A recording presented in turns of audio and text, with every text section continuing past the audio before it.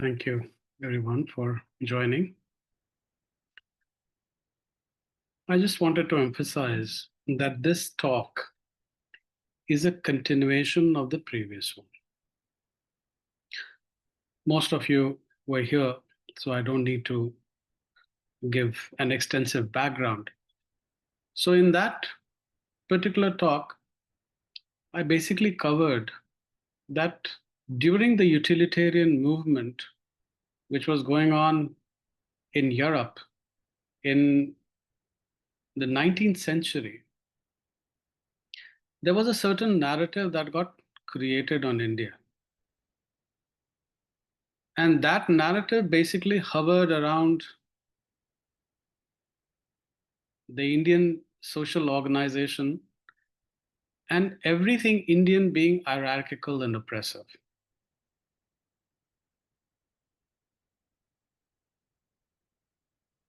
And in the process, caste was made the defining feature of Indian culture, Indian tradition, Hinduism, and so on and so forth. My book, Colonial Discourse and the Suffering of Indian American Children, extensively shows that. We also covered in the previous talk that it was a complete piece of imagination on the part of the author. Because the author, James Mill, as he was writing the book, never cared to visit India. He wrote the history of British India sitting in England. And because he assumed a very powerful position in the East India Company subsequent to the publication of the book, he was able to tinker the Indian society quite extensively as well. We also covered in the previous talk that it was that discourse which became institutionalized. And in the 20th century, there was one particular journalist by the name of William Archer who regurgitated the same discourse, which inspired Sri Aurobindo to write certain articles in the journal Arya, which were later compiled in the form of the Foundations of Indian Culture. That collection has been renamed as Renaissance in India and other essays.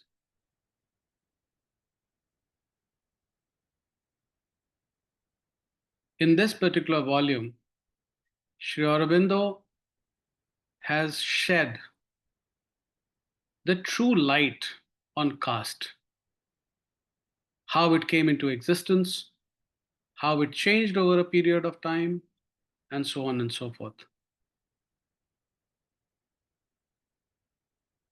My inquiry began into this by asking this simple question: how could a civilization which has such an emancipatory cosmology create such an hierarchical and oppressive system? How is it possible? So, what I'm going to present today is basically what I have read from Sri Aurobindo and my own research, which I have done over a period of time. So, before we get into unfolding the caste system, let us get into the roots of where this system has come from. Within the Indian parlance, that is known as the Varna system. And in order to understand Varna, it is extremely important that we understand Sankhya. I've been emphasizing this that in order to understand Sri Aurobindo's philosophy, it becomes pertinent or important to go into many different philosophical systems of India. Because truly, this is a coming together of all these systems. It's a synthesis. And it is not an unmindful bringing together of different traditions, but what Sri Aurobindo did was, and he says, and he talks about this, that he took some quintessential aspects of different systems and yogas and created his own system, created this system which is represented by Sri Aurobindo and the mother. Sankhya, interestingly, is an integral part of the system. The Vedantic traditions, the Vedantic traditions do not talk about Sankhya much because the Vedantic traditions essentially talk about the witness aspect of the divine. The goal of most Vedantic traditions is to realize the witness aspect of divinity. And by experientially realizing that, these traditions say that one accomplishes moksha or liberation. But we have spoken about this quite extensively, that integral yoga is a transformative tradition as well. And it focuses a lot on the dynamic aspect of the divine. And therefore, it focuses on all the traditions also from India that have emphasized the dynamic aspect or the dynamic aspects of our existence. Sankhya, interestingly, is one of them. It is one of the first philosophies, incidentally, which talks about the manifestation or creation. So, what does it say? That before the beginning of time, before manifestation occurred, these twin principles, the static as well as dynamic, they were at rest and separate from each other. Purusha and Prakriti came together and the manifestation began. Now, Prakriti has three equal modes. And these modes, once again within the Indian parlance, are called gunas or qualities. And these qualities are involved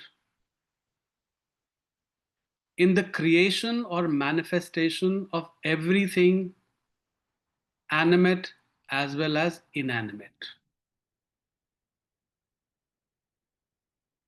In today's talk, we are only going to focus on human beings, how human beings are represented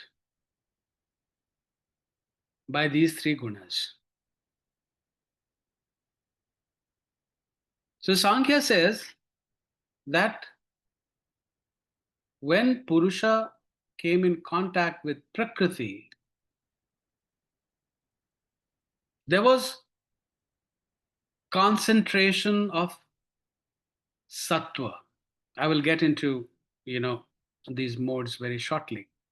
There was a concentration of sattva, and this concentration led to the creation of mahat. Mahat can be translated as cosmic intelligence or universal intelligence. This Mahat manifests in human beings as Buddhi. We have spoken about Buddhi as well earlier. Buddhi is the discerning principle in us. It is that faculty within us which makes us discriminate. And we have also spoken about this, that Buddhi essentially operates in dichotomies and dualities. Because in order to make a discernment, one has to operate in dichotomies and dualities.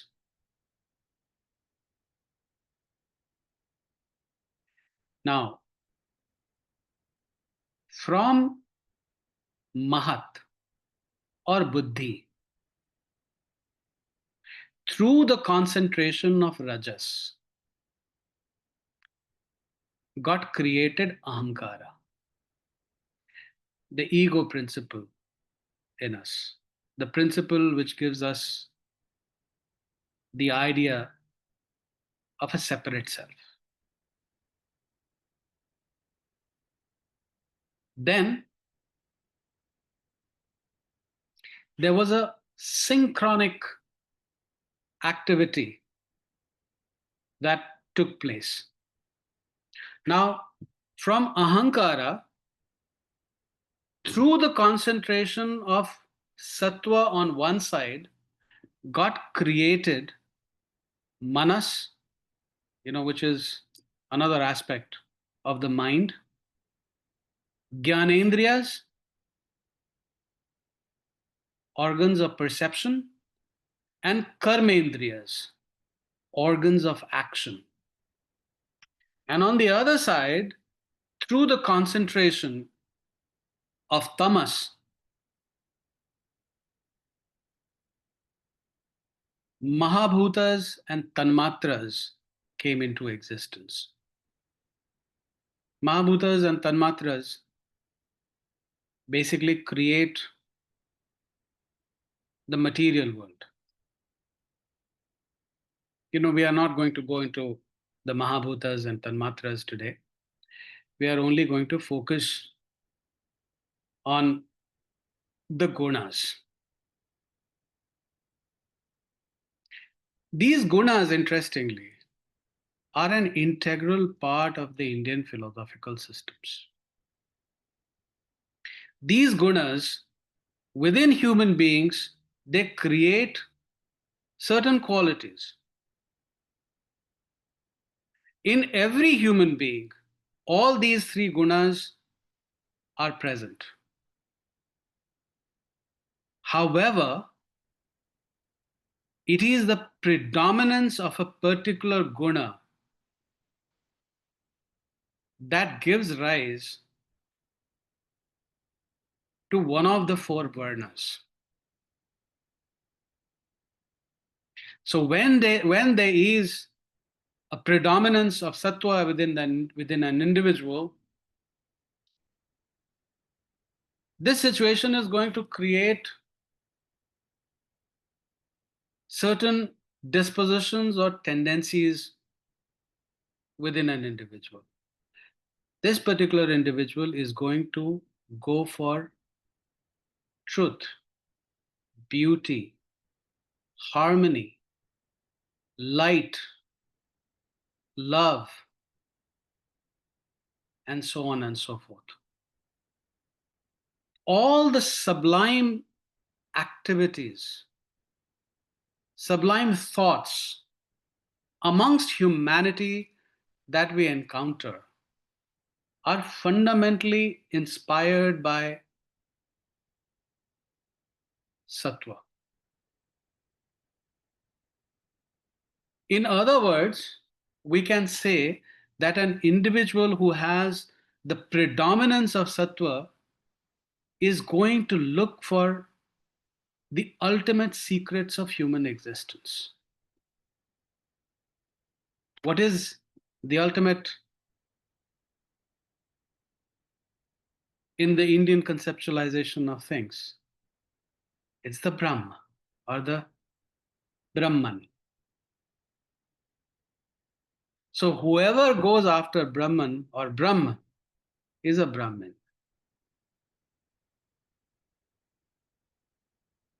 So a Brahmin is an individual who has concentration of sattva in him or her. Now, what happens when there is predominance of rajas in an individual? The predominance of rajas within an individual is going to make that individual seek political power. It is going to make an individual ambitious.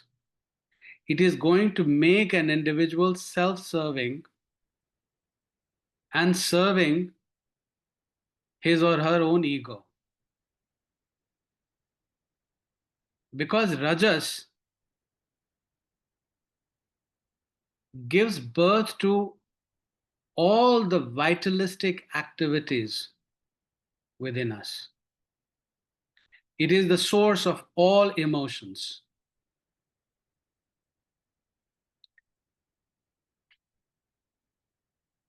Given that, we have been talking about the vital plane, the vital plane comes into existence because of rajas.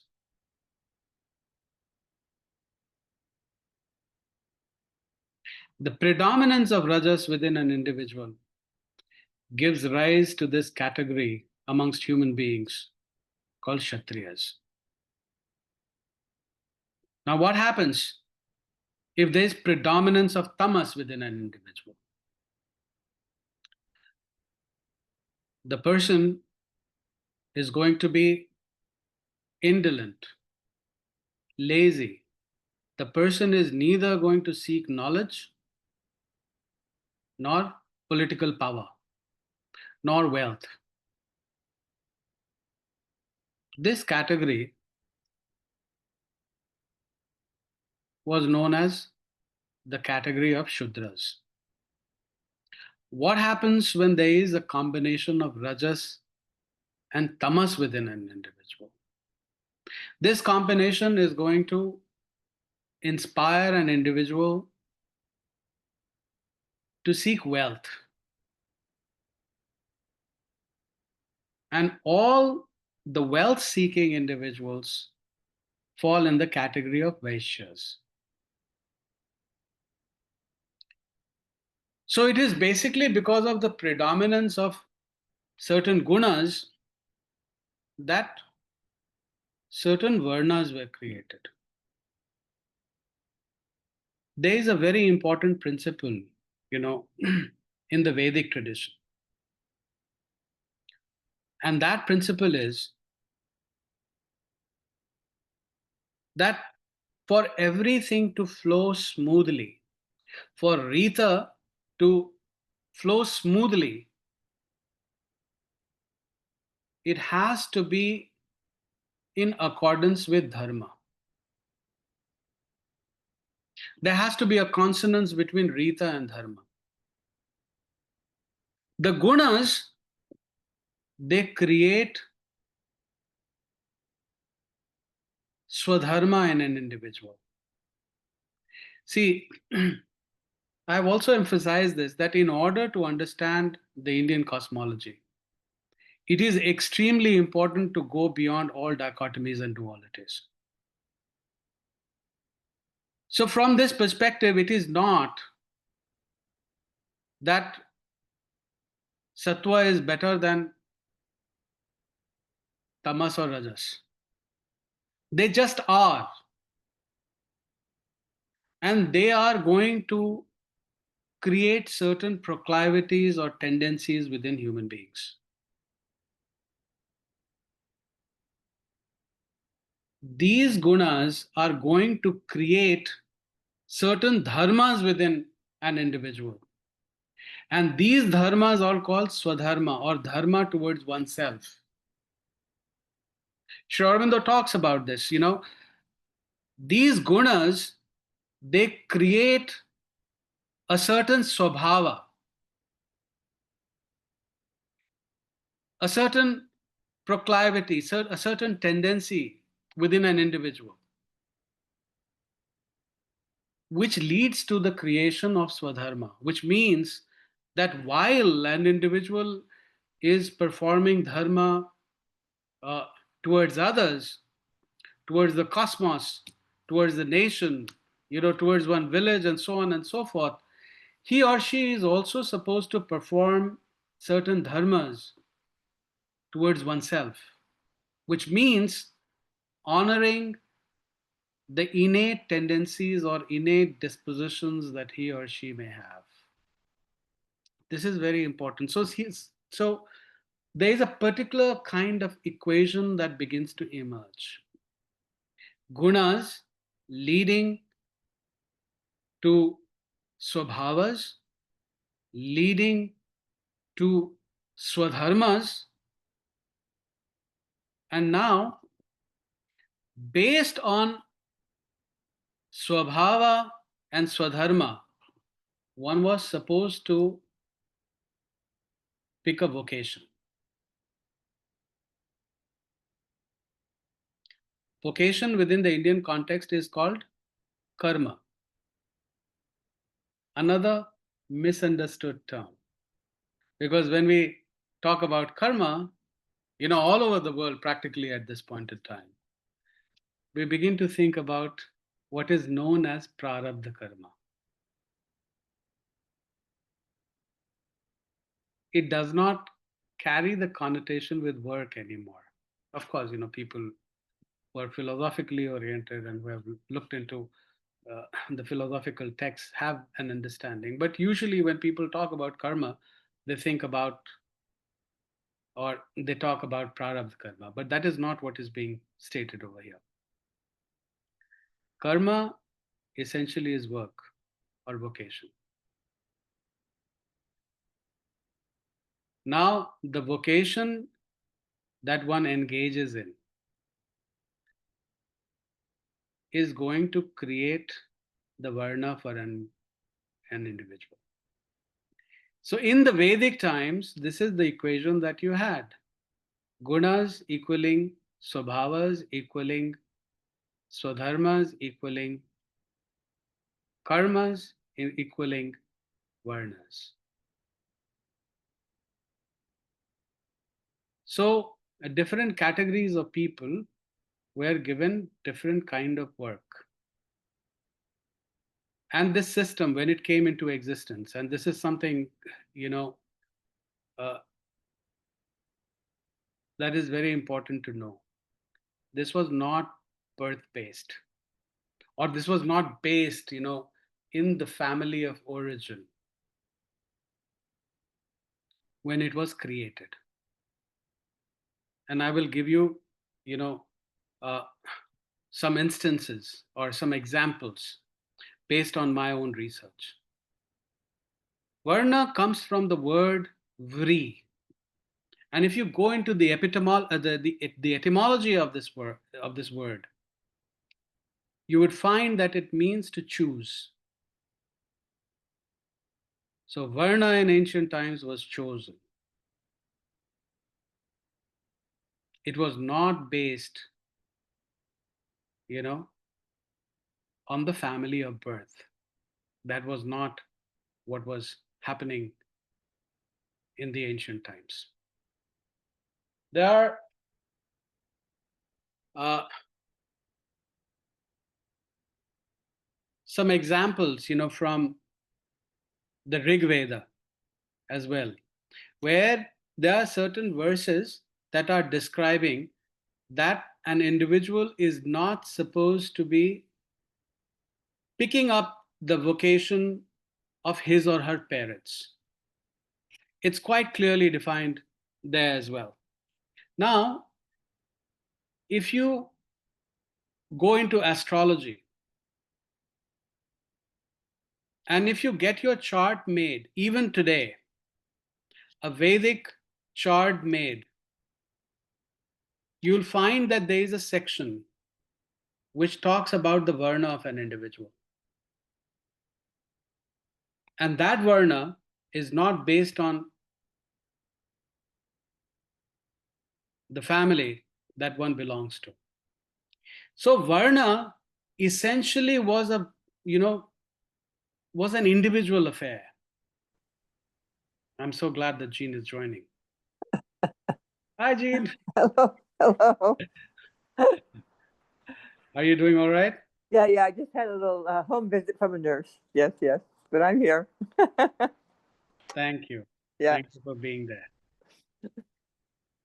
So we are talking about Varna and caste. I'm Yes, talking yes. about, how that system was in the ancient times.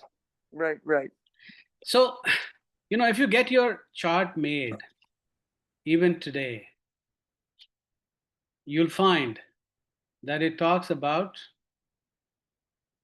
Varna, which is dissimilar from the Varna of the family to one belongs.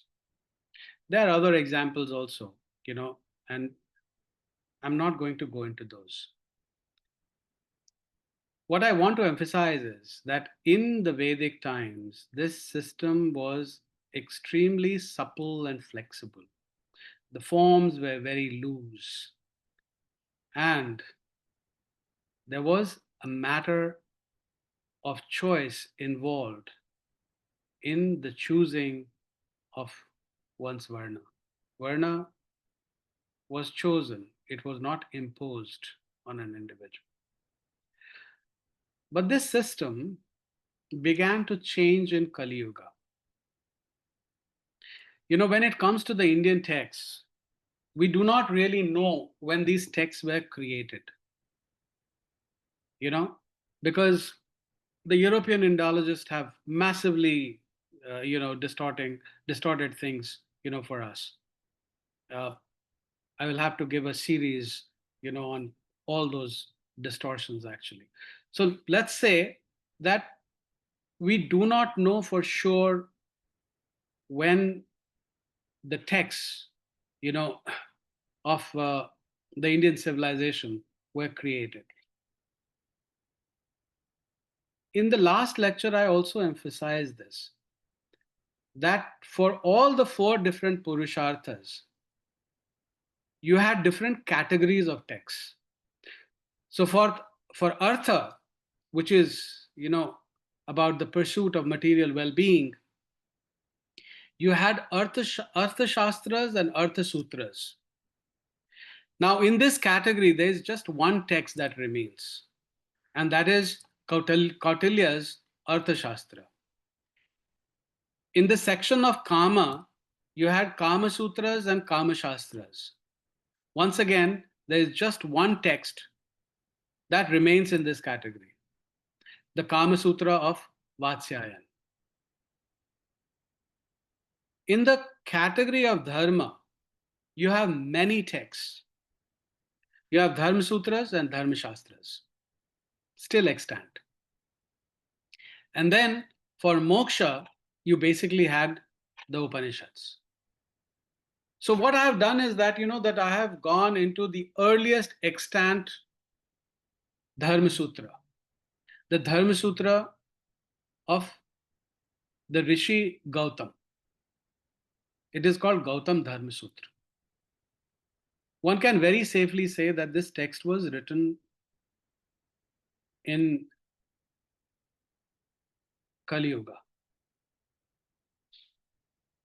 When you go through this text and all subsequent Dharma Shastras, you find that this system had already become hereditary.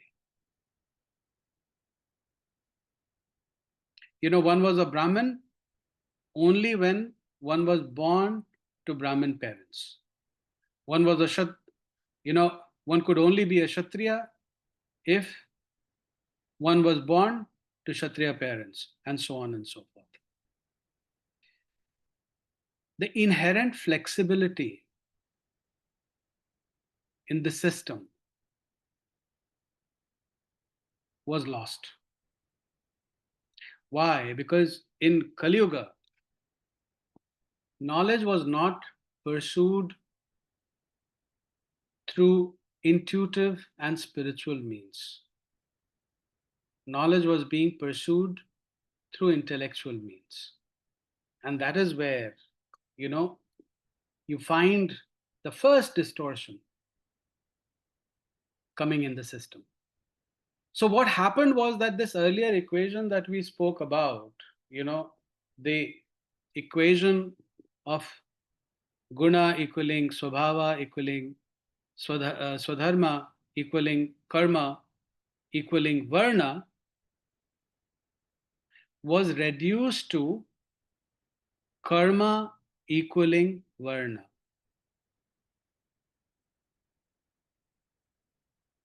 So this system became birth based.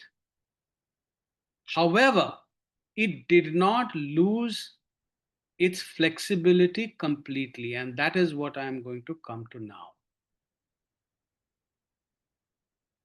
And this is something which you get from the Dharma Shastras quite clearly.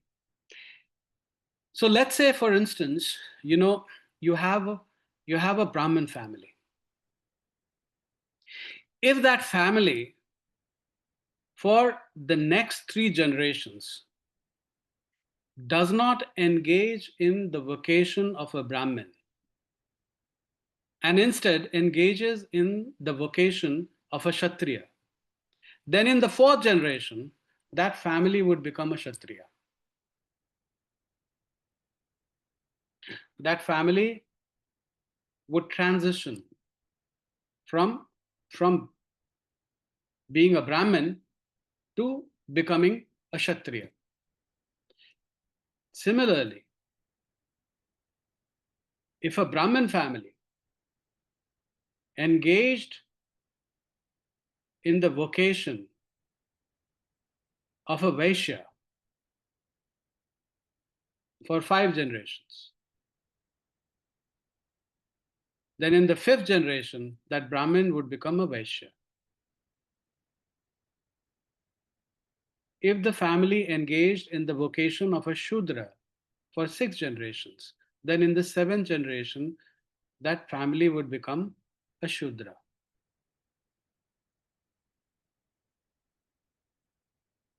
And then there are also ways in which one could engage in a reverse change. And these concepts, in the Dharma Shastras are explained by 2 words, Varnopkarsh and Varnapkarsh. These are Sanskrit terms. Varnapkarsh consists of, once again, 2 words. Varn plus Apkarsh. Apkarsh means, going down.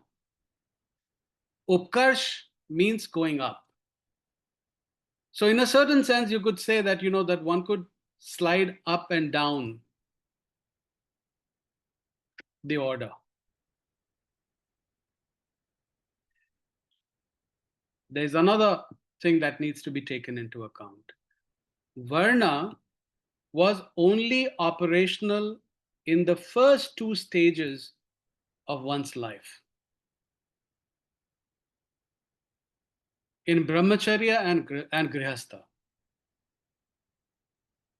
It was operational only till the time one was in the ashramas of grihastha and brahmacharya.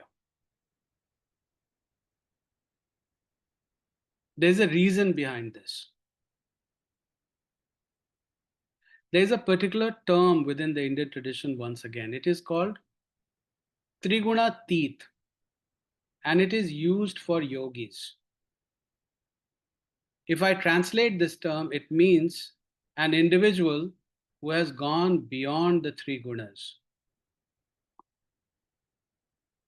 A yogi is an individual who has gone beyond the 3 gunas of sattva, rajas, and tamas. As long as these 3 gunas are operational within an individual, from the Indian perspective, he or she is not a yogi. When did one start the process of becoming a yogi? By becoming Vanprasthi and sannyasi. So the moment you became a forest dweller or you became a sannyasi, Varna ceased to exert its control on you. Even today in folk India, one does not ask, one does not ask uh, the jati or varna or a caste of a yogi or a sannyasi. There's a very common refrain, jati na pucho sadhu ki. Do not ask the jati of a sage. One does not ask the jati of a sannyasi or a sadhu. So, despite the fact that this system became birth based, as long as the Hindu cosmology was working on the Indian people, this system did not become ossified in the form in which we see become in colonial India. Because once this narrative, around hierarchy and oppression got created, the Britishers, through many different senses, 1880 onwards, stratified the system and they created a very hierarchical and oppressive system out of something which was fairly flexible. And this contention of mine comes from the research which has been done by Nicholas Dirks, who, till a few years ago, was the chancellor of UC Berkeley. He has written two books, called The Hollow Crown and Castes of Mind. And he has gone into significant details, particularly in the castes of mind, how this system was straitjacketed and stratified.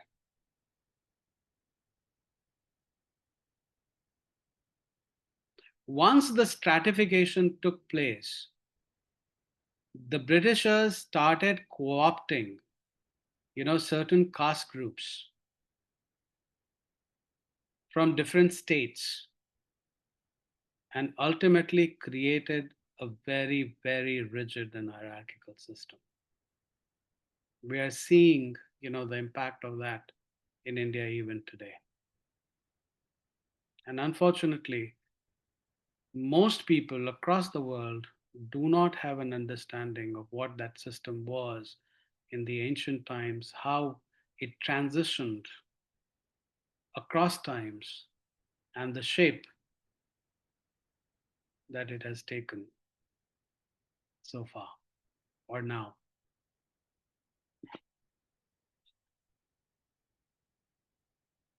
I think this is a good time to stop and have some conversations, I believe.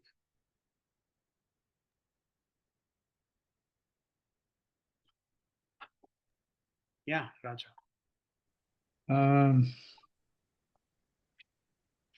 Very interesting presentation and very important too, because it goes to the heart of a process of stereotyping a culture and a people. So you might have addressed this and I missed it, but what I'm curious about is this change that happened. Do we look to the British primarily only?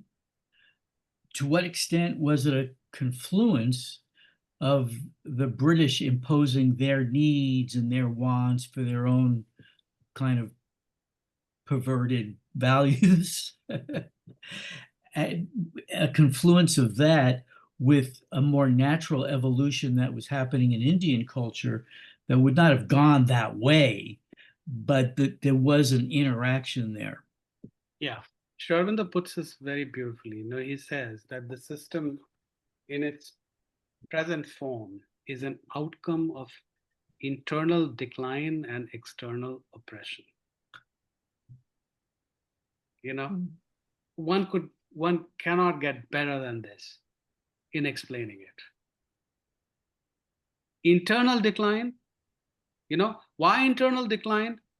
Because the moment you stop honoring the swadharma of an individual, you become oppressive towards him or her. It is nothing short of oppression when you try to make a warrior out of a scholar, or a business person out of a warrior. These examples could be multiplied. A politician is not going to become a scholar. That's not going to happen. It is not part of his or her constitution. That individual is going to seek political power. How can you contain that individual? Bring that individual within the ambit of dharma. The Kshatriyas, they were supposed to follow certain dharmas. Those dharmas were important. Those dharmas were impinging on them.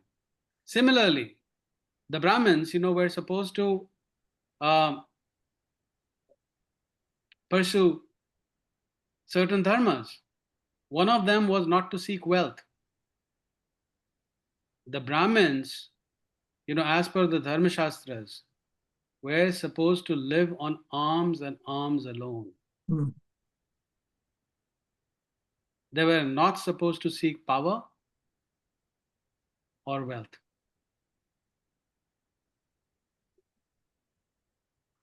Even when, this system became family or birth based,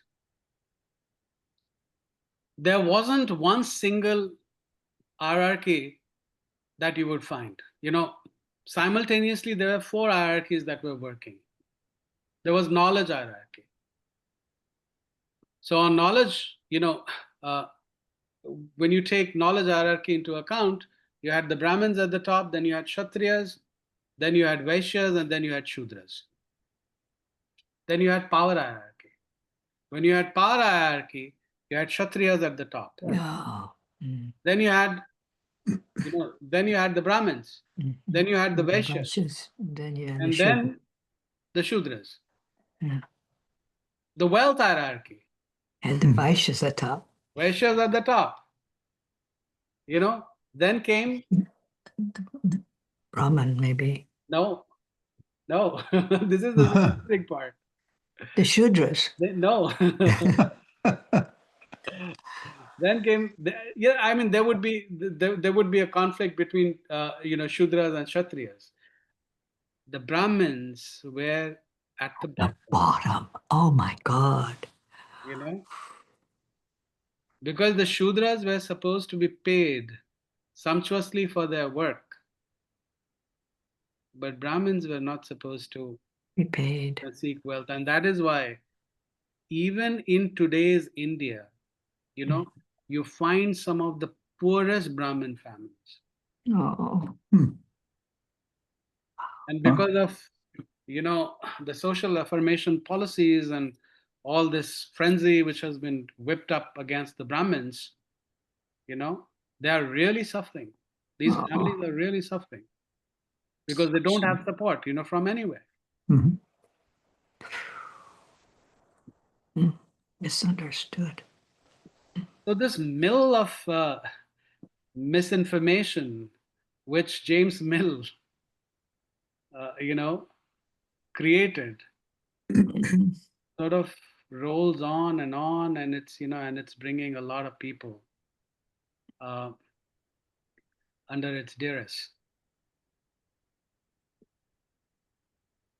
So this system was very, very complex. and very complicated. And that's why, for at least 60, 70 years, the Britishers were not able to make sense of what that system was. They were not able to, or let me put it this way, it was not very easy for them to create an hierarchical system out of something which was extremely amorphous and diffuse. Don't take my word for it. I will take your word Look for into the it. works of Nicholas Dirks, Yeah. I will take your word for you know, it. the Castes of Mind and the Hollow Crown, and you'll know. So a good way of putting this would be that the Varna Jati system was transformed into caste system by the British. But the moment you would remember this, that what we see today in India in terms of caste is an outcome of internal decline and external Yeah. aggression, Mhm. you would get a complete sense of what This is so great. Mm-mm-mm. has happened. Wow. It's extremely important that the moment gunas get disconnected from swadharma and vocation, it becomes problematic. And you effectively gave examples there, talking about Brahmin class. I think in the sort of simple-minded Western American view of Brahmin, it's highly educated and very highly wealth. It's what, like in America, would be called, high class, high socioeconomic status, but the definitions are all different here. Yeah. And it was all about oversimplifying it to meet what they were used to. Yeah. And to get what they needed as well. Yeah. And unfortunately, most educated Indians are not familiar with this discourse. Hmm. There's a lot of violence, which has happened during the colonial period. Oh, yes. And the biggest violence is the violence of, information or knowledge. Misuse of it. And aggression against it. Yeah. Yeah. So I'm pretty much sure that this book, called Caste, which came out not too long ago, is actually regurgitating the same discourse, which Mill created in the 19th century. It would not be dissimilar. Take up my book, Colonial Discourse and the Suffering of Indian American Children, go into chapters 3 and 4, and bring that book, next to it. And I'm 100% sure, I have not read that book. I have not looked into that book. I'm 100% sure that it would reflect James Mill's narratives. I think that's true.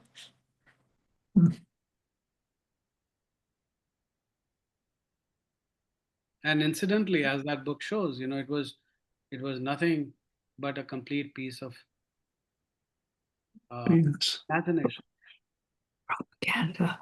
And I've been called upon, to change this discourse, not only here in the US, but also in India. Mhm, mhm.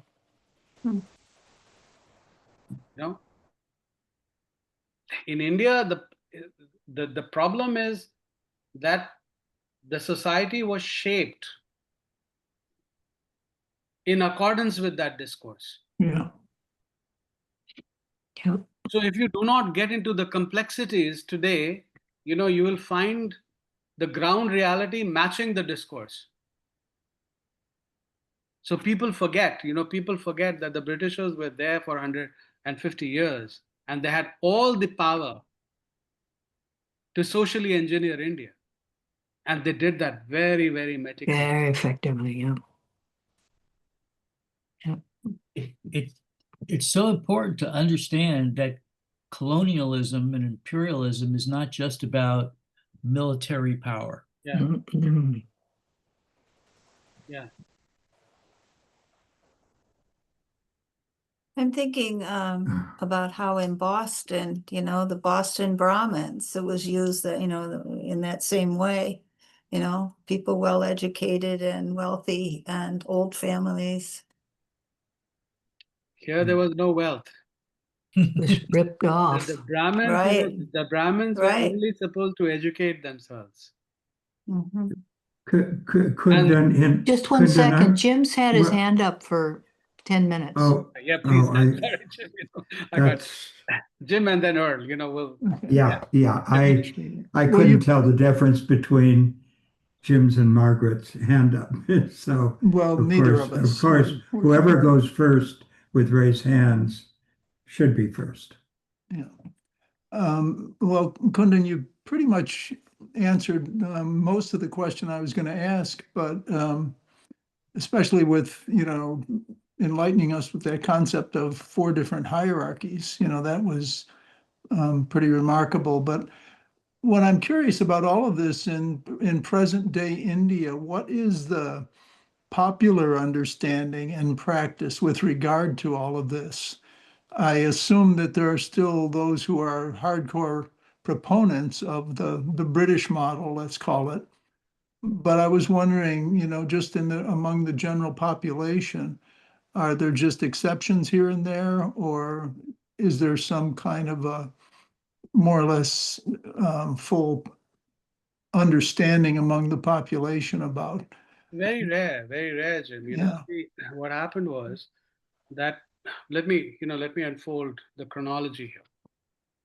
So in 1817, James Mill, released his book, The History of British India. In 1819, he was hired by the East India Company. Hmm. By the time it was 1830, he became, you know,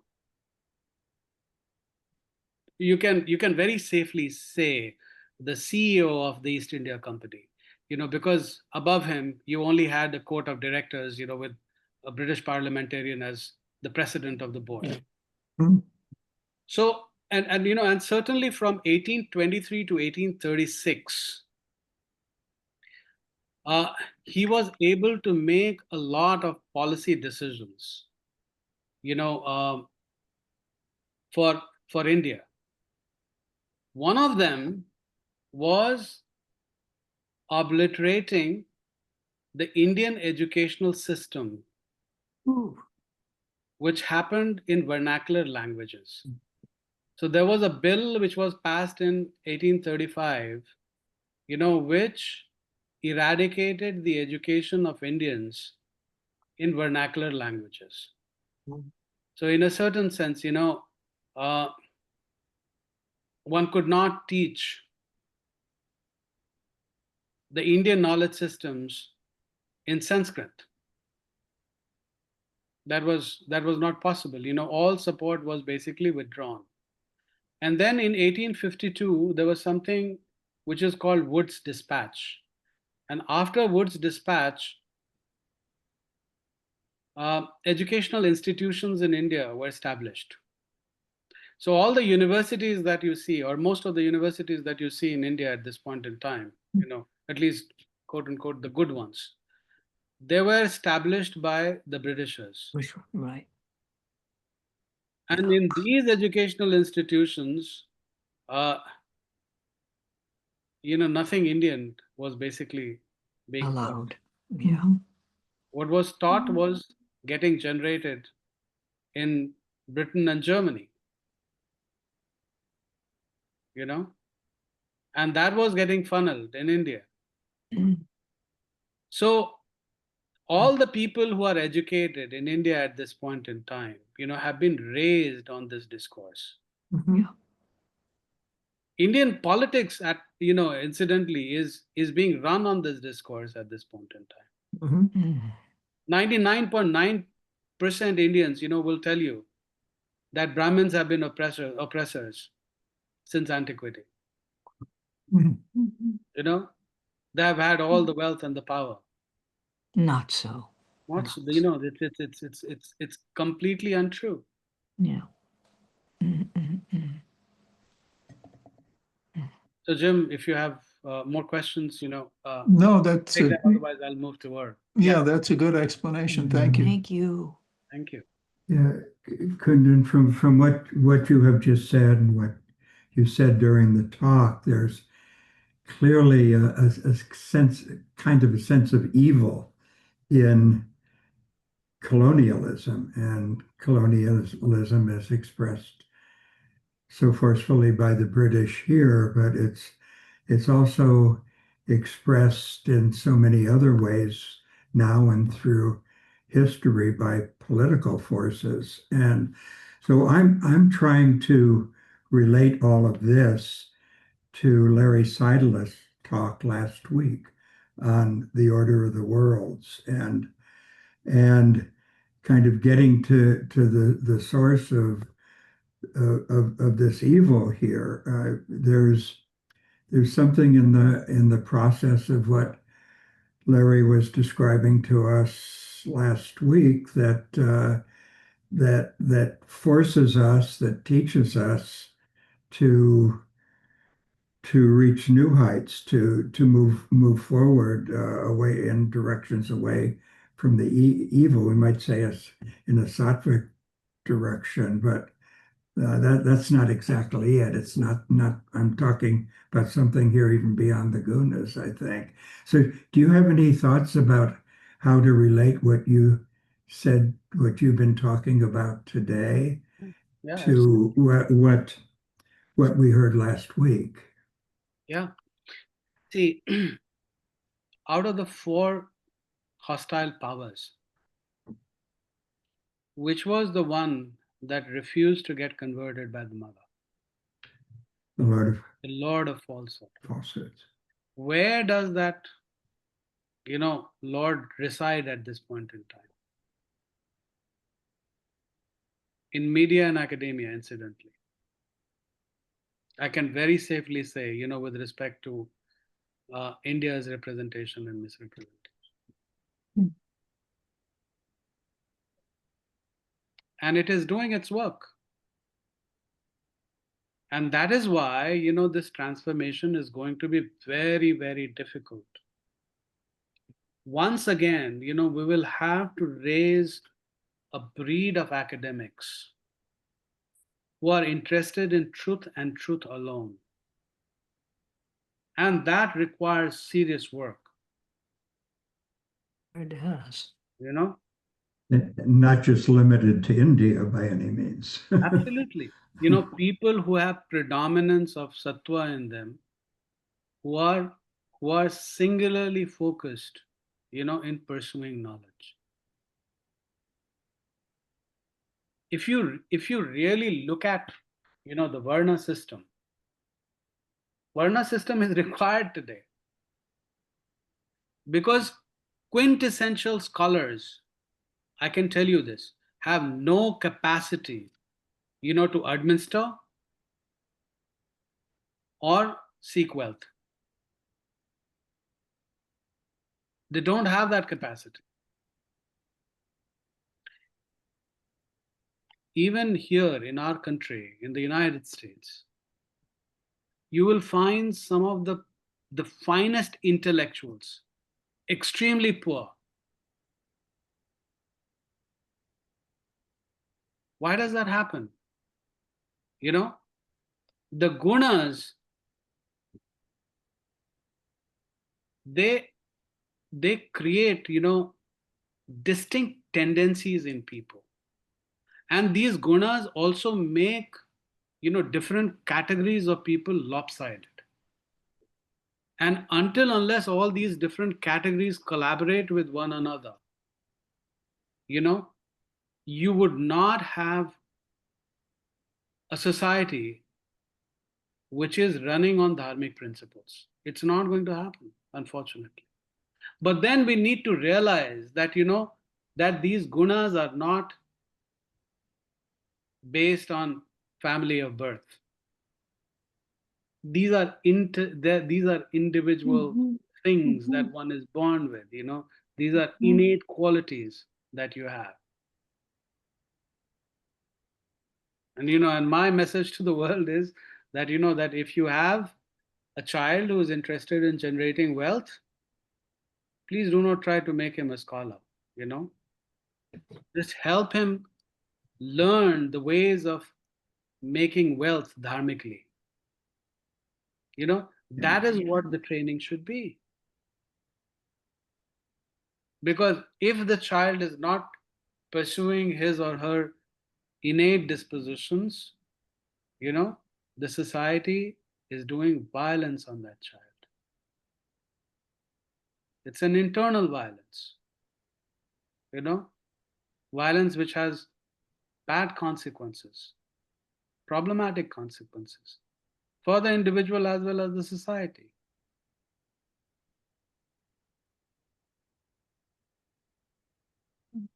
Individualism also has spiritual value. The individualism inspired by the gunas must be respected.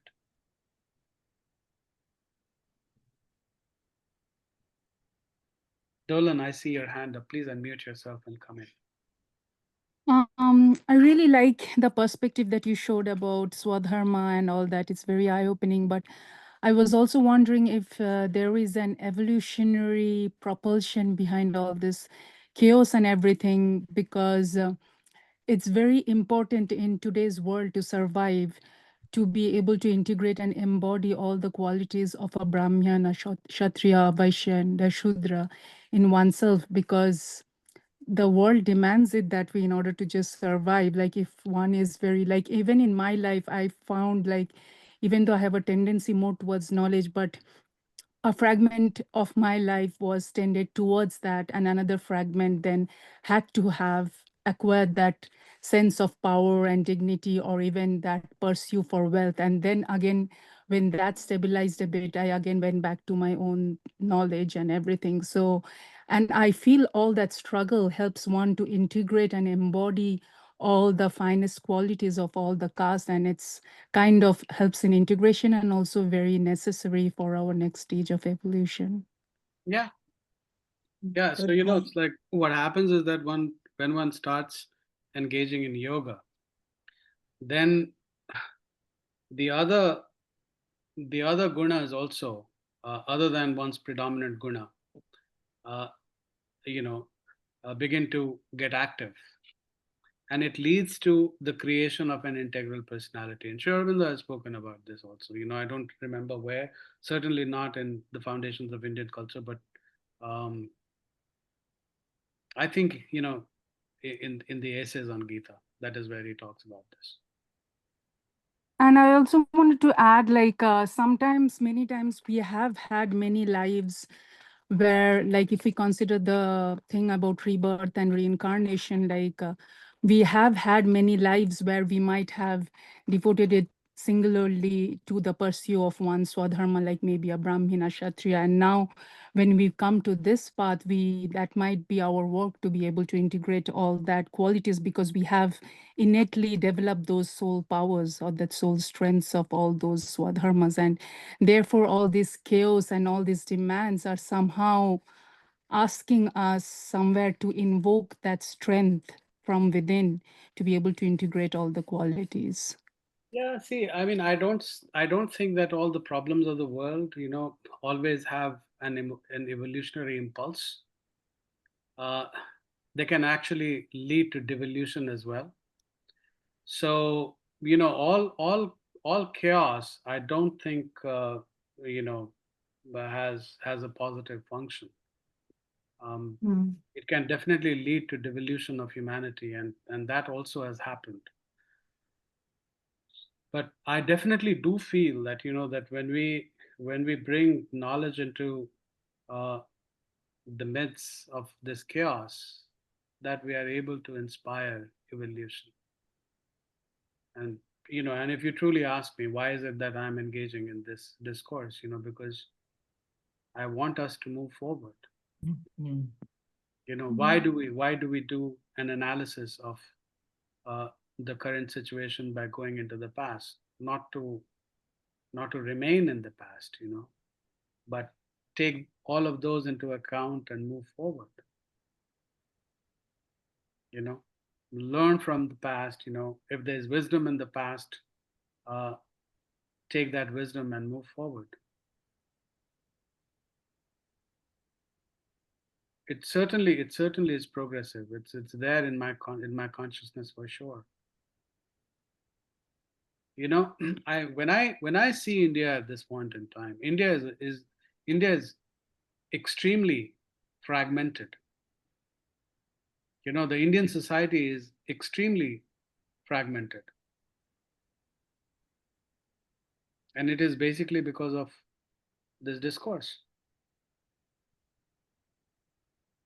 So until unless this discourse is brought into discussion, the transformation is not going to take place. By not talking about the problematic aspects, the transformation is not going to happen.